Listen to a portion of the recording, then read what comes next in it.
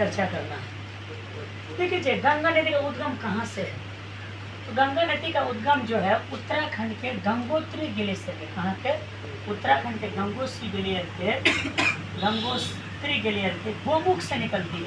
और जब वो निकलते हैं ना, तो जब निकलते तो उसको भागीरथी कहते हैं। अरे भागीरथी, और एक तो धारा यहाँ से निकली, दूसरी धारा भागीरथी, और एक जो धारा निकलते अलकनंदा से।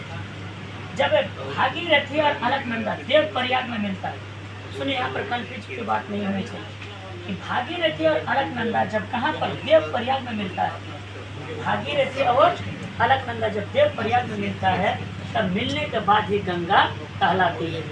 ठीक है। उसके बाद अब सवाल है कि गंगा जो है कि लगभग 7010 मीटर ऊंचे पहाड़ से निकलती है। इसकी कुल लंबाई 2525 किलोमीटर है और भारत के 5 राज्यों से होकर बहती है। सबसे पहले उत्तराखंड में लगभग 110 किलोमीटर, यूपी में 1450 किलोमीटर, बिहार में 445 किलोमीटर, झारखंड में लगभग 40 किलोमीटर और पश्चिम बंगाल में लगभग आपका 520 किलोमीटर। बाद बाकी फिर आपका बांग्लादेश चली जाती है। अब बिहार की बात किया जाए तो बिहार में गंगा नदी लगभग 12 जिलों से होकर गुजरती है, जिनमें सबसे अधिक जो है पटना जिला में 99 किलोमीटर और सबसे कम कटिहार जिला में है, जो लगभग 18 किलोमीटर के आसपास है गंगा नदी। अब गंगा नदी को बांग्लादेश में जो है इसको पद्मा के नाम से जानते हैं और पश्चिम बंगाल में गंगा नदी को इसको हुगली तथा भागीरथी के नाम से जाना जाता है, हुगली तथा भागीरथी के नाम से।